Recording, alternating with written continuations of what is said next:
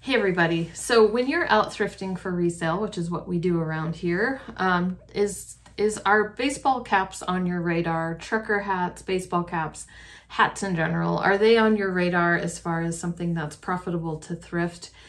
Have you ever wondered whether it's worth it to pick those hats up, or how do you even know which ones are worth selling? So over the last couple of years, we've slowly just kind of added hats into our inventory. And if you've seen any of our what sold videos, my what sold videos, you know, you've probably noticed, and I've mentioned it before, that hats have just become very bread and butter for us. And usually in a what sold video, there's at least one or two hats that have sold that week. Today, we're going to talk mostly about trucker hats and baseball caps, that kind of particular hat. But of course, whenever I'm in that section of the thrift store or at yard sales or whatever, I'm always looking at just hats in general. But today, let's just talk about baseball caps to try to keep things a little bit simple. So like I said, there's usually we sell at least one or two baseball caps a week. Right now, we currently have about 59, 60 baseball caps listed, and we have other style hats listed as well. We sell them on eBay, we sell them on Posh, and we sell them on Depop. And, you know, I have to say, so this video started out as just a regular $5 haul.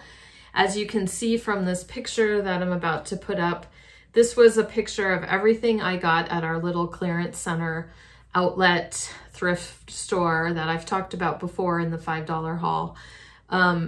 This is all that we found for $5 one day.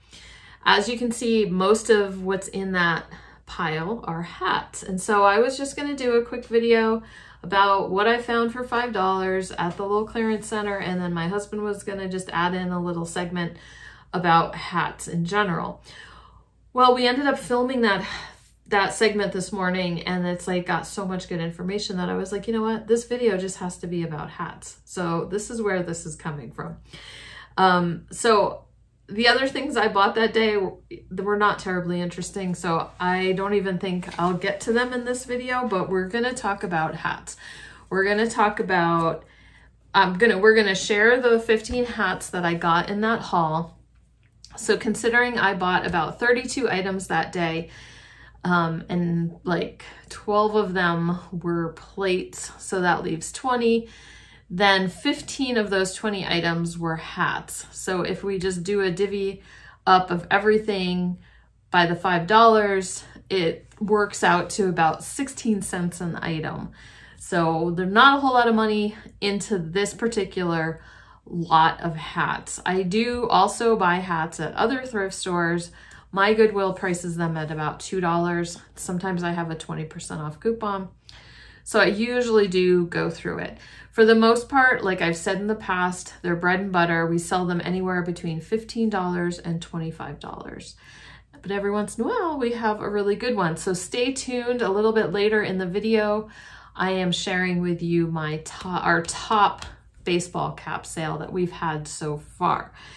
So we're going to show off those 15 hats and just kind of explain why I bought them. Again, I paid 16 cents. I usually just grab and throw in the cart if it looks interesting, but there are certain factors that I'm looking for. So we'll talk about that. Why did I pick them up? And then we're going to talk a little bit about cleaning the hats. And also I'll have another little clip on how my husband ships the hats once they sell. So without further ado, let's just have Mr. Pish Posh join me, and we are going to talk about baseball hats. Okay, so a little bit of a change of plan. We've got Mr. Pish Posh here. Hello there. With me today. We decided to just kind of chat about the hats together. So, like I said, his name is Mace. And we're just gonna get right into showing you the hats that I picked up that day at the thrift store, the outlet place. So you wanna grab a hat, honey? Sure. All right, this one is the US Open golf hat. So why did you grab this? Good question. Because it was 30 cents or 16 cents or whatever I said earlier in the video. Well, it's 2007 USGA member on the back, so it was probably a limited amount that went out to people, and somebody might want to replace it. Yep, and so it has the paper here, and this back is called the buckram. And so when there's paper in there, generally it means it's unused, but that isn't always the case. You got to check it. This one looks like it's not been worn. It does have a little bit of schmutz that we'll have to clean off. But for me, when I see a hat like this that she brings home, what I like about it is, as she mentioned, it has a date, 2007. It's a US Open. It also has Oakmont, which is a specific golf course. So when you're looking for hats, if there's a specific golf course on there, that can be really good. Doesn't always mean that it will be, but some of them are very exclusive.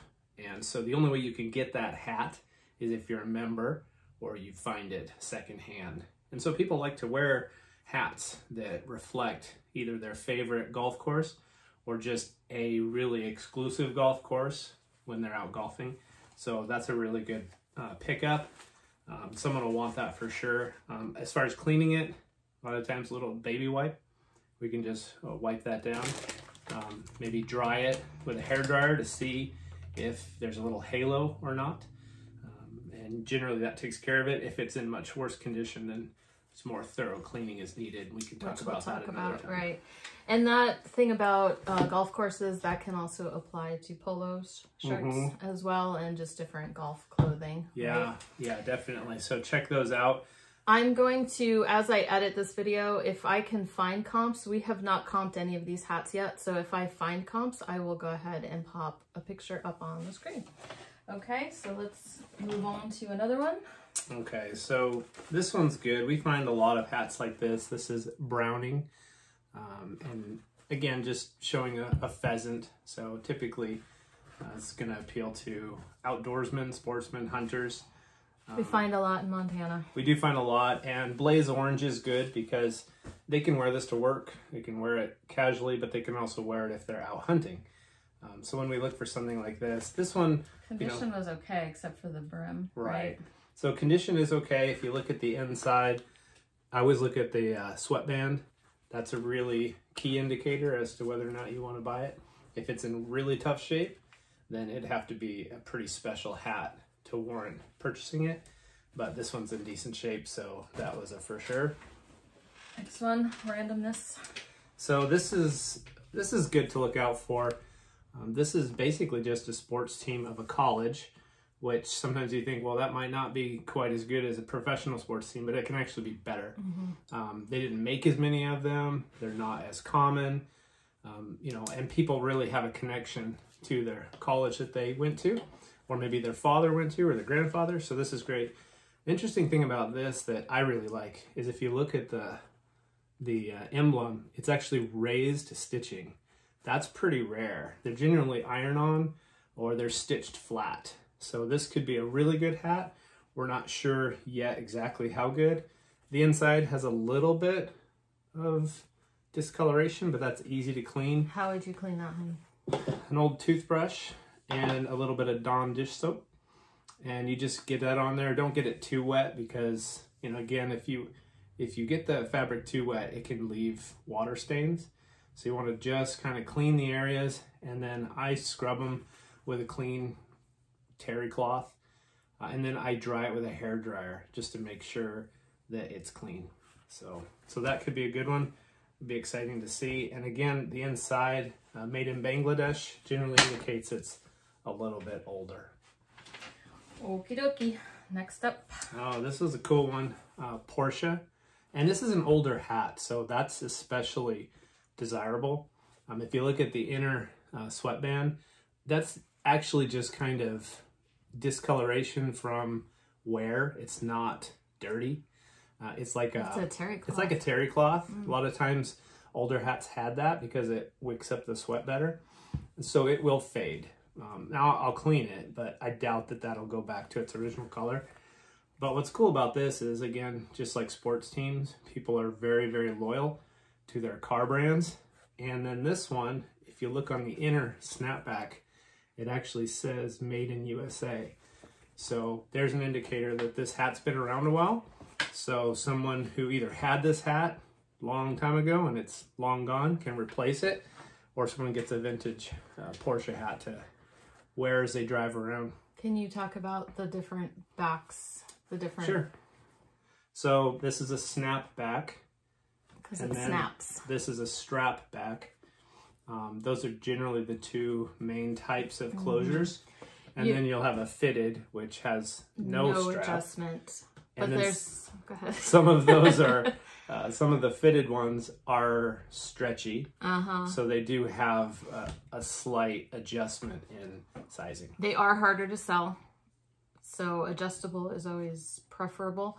You know, if it's super sought after, it won't matter anyway. But there's also Velcro, right? Yes, true. But we don't use the word Velcro. We can't use that, so we call it hook and loop. If you don't know why, we'll talk about it later. Leave me a comment below if you don't know why. And I'll explain someday. Next one. Okay, so here's another sports team. We don't necessarily know who these are, but we grab them if they're inexpensive. Sometimes the more obscure, the better. University of Tennessee, yep. But what the name of the team is and all of that, we'll have to do the research. Again, now here's an interesting thing on the label. I wonder if it's the Vols. We have Made in Taiwan, ROC. Again, vintage. Republic of China. So this is a vintage hat. Could be really good. Could be just a bread and butter sale. We'll have to see. Apex is the brand. When you talk about these, I call this the front panel. And so if I list this, I'll say Apex embroidery on the, you know, right side panel. And that just helps them to visualize it when they're looking at it. Okay, different kind of subject. Okay, I don't even know what this one is. Oh, Vineyard Vines. Yeah. So Vineyard Vines, kind of a higher end brand. Preppy. Clothing. Here we have, interestingly, it's a leather strap back, and there's the Vineyard Vines whale. Here we have 146th Kentucky Derby. So that's a huge plus. It's a little dirty. It's got some discoloration and a little staining. So this one's, and inside, if you look at the sweatband. So this one's going to take a little bit more cleaning. We'll see how it comes out, but the goal is to get it as clean as possible. And if we can't get everything gone, just disclose it. But because of what it is, there's a good chance someone's going to want that. Okay, let's talk about trucker hats. Oh, I don't have them in. Let me find the other ones. You can just pick one and start with it. Okay, so she found a bunch of trucker hats. This goes with They're all in really great condition. Trucker hat, if you don't know that term, it's basically just going to indicate it has a kind of a straight up high front panel crown. Generally, you're going to have foam or it'll be mesh. And as it's said, it's pretty much something a trucker would be seen wearing. This one's really good. Very trendy. Very trendy. They'll sell on Depop too. Yeah, this one's good because it has CAT, which is, again, a well-known excavator brand, heavy equipment. I'm assuming Long is probably the dealer from wherever this hat came from. We look inside, again, we see the label here. Fits all sizes, made in, and it's stitched over. So we'll have to figure that one out, but pretty sure it's made in USA. The foam is good. Sometimes the foam will be deteriorated. This one looks to me basically like it's never been worn. So I would assume this has sat in somebody's closet for a long time and never actually saw the light of day. So another one of the hats we did pick up, I didn't even notice because we had a few from that same company, and I just, once I saw the company, I just grabbed them. But they the foam was deteriorating, and so I've seen on other like Facebook groups and things where people, other hat sellers who've been doing it longer than I have, they basically just say blow that foam out, just get rid of it, wash it out, whatever, and you can still list the hat. So, you know, if it's a desirable style, that foam disintegrating is not necessarily a deal breaker in that sense. Okay. Yep. So we have a hat that we need to do that to, and we'll see how it goes. I might take a video of that just to show the process. Here's another trucker style hat. This is Weyerhaeuser, which has been around for many years. So well known. My grandfather worked for Weyerhaeuser for 30 plus years of his life. This one has this rope band accent. That's a very vintage looking thing. We sold a Home Depot hat, you know, Home Depot orange that had that. And I really didn't... They call it rope or braided? I think it's braided, but I'd have to look that up. Braided rope or something like that. It's not very common nowadays. Again, looking inside, we have, this one actually has a mesh buckram. Absolutely stiff and clean. This has never been worn. There's just no wear at all, which is great. This one's made in Sri Lanka. Sometimes hats still are, but again, typically that's going to tell you it's a vintage hat. Now this one is really interesting. This is one that's very regional and local. Stoltz. I don't know the Connor part, but Stoltz is like Weyerhaeuser here in Montana. Okay. It's a family-owned, they own a lot of timberland. And so this is Darby, Montana. Nice iron-on patch. I found two. Sweet. Really, really beautiful denim. This is, you know, old school denim. Never been worn. Inside's pristine. We look at the back snap. Again, this is just like that Porsche hat, which was K Products. Again, here we go, made in USA, if you can see that. K Products is one to look for. Yeah, K Products did a lot. I think they still do, but they did a lot of vintage hats in the past. So these are going to be great. And one more. And one more. So this one is, Same thing. Yeah, I would say this is your traditional trucker hat. So you have the front panel and then the mesh back. So when you say trucker hat, I think this is what most people envision. Again, K brand. Made in USA. Hopefully you can see that. So these will be great, and it really doesn't matter that these have a very local regional patch. They're just super cool. Someone's gonna want them. Yeah, I do remember as I researched hats before I was even big into selling them that the patches do better for that trucker style, because they were even hotter a few years ago. Vintage farming, agriculture, that type of trucker hat, if it had a patch, was way better than just having embroidery on it. I'm sure that's still kind of the case. The other thing I was going to say is I came across information about cleaning hats, and in especially the trucker hat area with kind of workwear themes. If it's dirty, like, leave it dirty. That's what the hat sellers are saying. Like, if it's a beat up, you know, you see them at yard sales or whatever, and you think, oh, gross, whatever. But people are actually looking for that. But it, you know, it has to fit the genre. So it means some farmer or some rancher, somebody was wearing that hat. It's authentic and everything, and people just want to buy it as is. So personally, I would at least try to clean up the sweatband. In that case, but leave the outer panels, the brim, you know, leave it looking natural. I don't know, because some of it's kind of grody. It's the same brand. I just wanted to. So here's another, you know, very typical trucker hat. This is just kind of a little, what would you call that? Not kitschy, but it's Stoltz Connor, which is that lumber timberland company. And USS Stoltz Connor. Like it's a boat or something? I don't or know. A ship? So maybe it was. Maybe the owner at some point had a boat on Flathead Lake, and he named it the USS Stoltz Connor. Again, looking at the inside, he brought in no visible wear whatsoever. Foam's in great shape. His lumber with it. Probably. Well, they probably did back then. And this one, made in Korea. So you can just tell by the label. Could be even a little newer than that. Yeah, probably a bit USA newer. Ones. All right, okay. Oh, the Oregon Brewers Festival. So this one has something you'll see a lot with hats, I should mention, is the type of fabric. So it's really hard to see this, but the fabric has a diagonal pattern, and that's called a twill. So when you're looking at hats, a lot of hats are going to be twill. At least part of them will. So this 2001 Beer Odyssey. And that's, I basically, because it's beer and because it was 2001, so, you know, yeah, Y2K kind of thing. So Portland, Oregon on the back. It's a specific event. It's actually new with tags. It's very fuzzy. So, but there's, I mean, obviously you can get that off with tape. A lint roller doesn't work so well. I usually take some packing tape, fold it, stick it to itself, and then just use that or kind of pull the lint off. And then I have an air compressor with an air chuck. And what I found is a really interesting way to get that off is to spray, and it actually kind of pulls it right off and just shoots it into the garage. It doesn't get all of it, but it'll get the worst of it. Into the garage.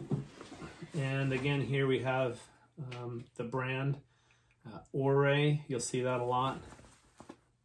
This one in particular is good because of the subject matter, not necessarily the brand. We're back to trucker style. That Trucker was dirty. style. So another one that we found seems to do really well is anything from Alaska. So even though this one has some staining, classic trucker hat, it's definitely vintage. It's actually got the same label as that USS Stoltz made in Korea. So it's the same brand, but it's, if you can pronounce that, great. Let us know what it says, what river that is. But yeah, so we'll clean this up. I'm pretty sure we can get that cleaned out. But even if we can't, we'll minimize it. And because it's Alaska, they typically get a lot of interest. Okay, one last one.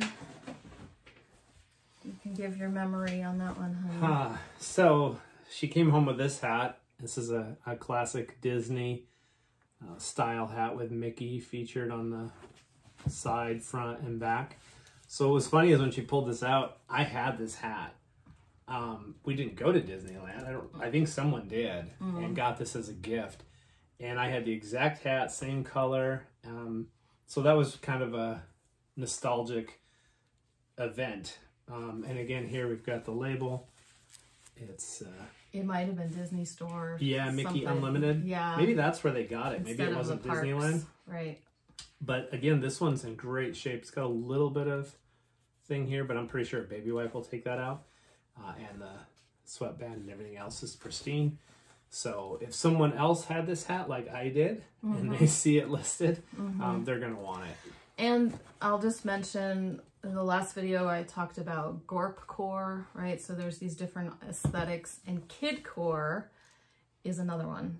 So kids are carrying in high school, they're carrying Thomas the Train backpacks again. They're wearing Mickey and all that kind of thing. So you don't exactly know who your buyer is going to be for that, but definitely anything. This is 90s Y2K for sure, and that's definitely popular right now. Okay, one more thing or two more things about cleaning. Do you ever wash your baseball caps in the dishwasher? Yes. The ones that are really, really bad, we do wash in the dishwasher. Top rack? Top rack, yeah, you don't want to do, because the top rack has the spinner underneath. And it shoots the water up. If you go down lower, it's just too powerful. So this is what we use. If a hat, if I'm worried about a hat kind of collapsing, then you put it in one of these. I think we thrifted this, but I think they have them at the dollar store, or I'll put a link to Amazon. I'm sure Amazon has them. You know, I'll put a link to the Amazon listing down below, just so you can see what it's called. You just put it in there and then wash it. Again, I generally just a little Dawn dish soap on the trouble spots. Don't add soap to the dishwasher or anything like that. You're just trying to get the hot water to wash it out. If you have a really expensive hat, I wouldn't do it. It can sometimes just cause some other issues with, you know, causing dirt that's maybe in the fabric to show itself. So I have had to wash hats sometimes twice to get that to go away. So it's really kind of a last resort. You want to look for hats that are fairly clean in general, but I will do a video on how we do that in the dishwasher so you can see that. And again, if you're getting hats at the bins and they're Yeah. 25 cents. Throw it in the dishwasher. Try it out. See what works. Yeah, especially the bread and butter type ones that you're not, you know, like he said, you're not like, oh, this is like, I'm afraid you're not going to want to do it with the foam or anything. No, you like wouldn't. that. You wouldn't ever. You put this in the dishwasher, it will ruin it. But you know, just those bread and butter that I can pick up there, just throw them in there. It just saves time too, right? And so then drying them. So drying them, that's why again, dishwasher is not the ideal way to do it because they're going to come out. They do not dry. They're dripping wet. So if this came out of the dishwasher, I would take a towel and I would fill this area with a towel so that it maintains its shape, and push it in there until it kind of stretches out. And so then as it dries, it's going to maintain its shape, and it'll actually probably sometimes stand up better than if you just got it like this. Yeah. And then photos, we can talk about that another time. There's lots of different ways to get good photos of hats that help to just make the hat look, instead of, you know, looking like this where it's kind of crumpled, to make it look full, and they can see what it'll look like when it's on their head. So always in my description, the video description, I have links to our stores. You can go to eBay, you can filter men's, whatever. I don't know if I have a hats category, but I have accessories. I think they're all mixed together, whatever. But you can find the hats in our eBay store and see how Mr. Pish Posh takes the pictures for those hats. So that is it. I'm going to leave you with our top sale for a hat. Like I've said before, these are mostly bread and butter. Every once in a while you get like a good $40 hat or $50 hat or something like that. But our top sale was this. I'll throw up a picture.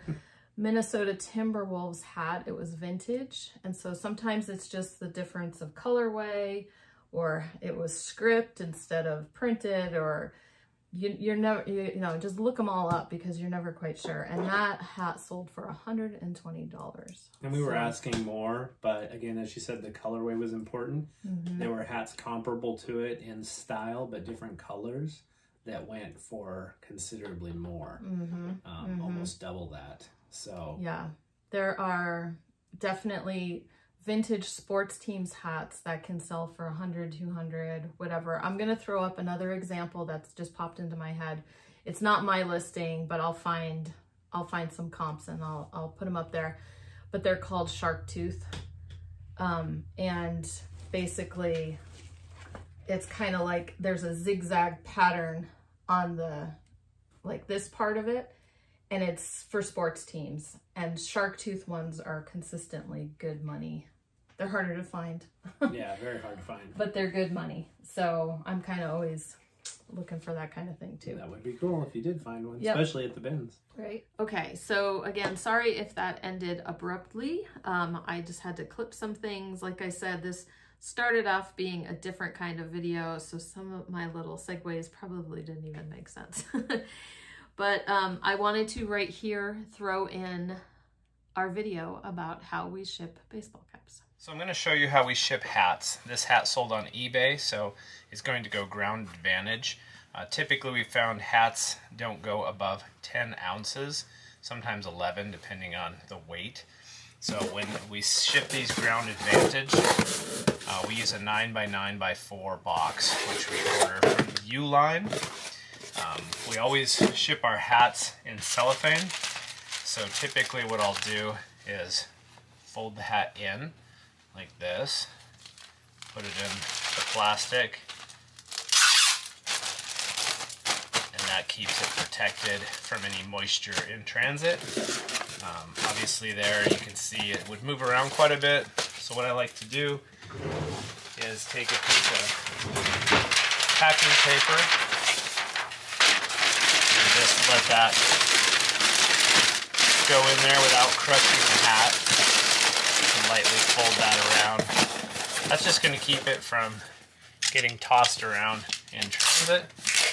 That doesn't add a whole lot of weight.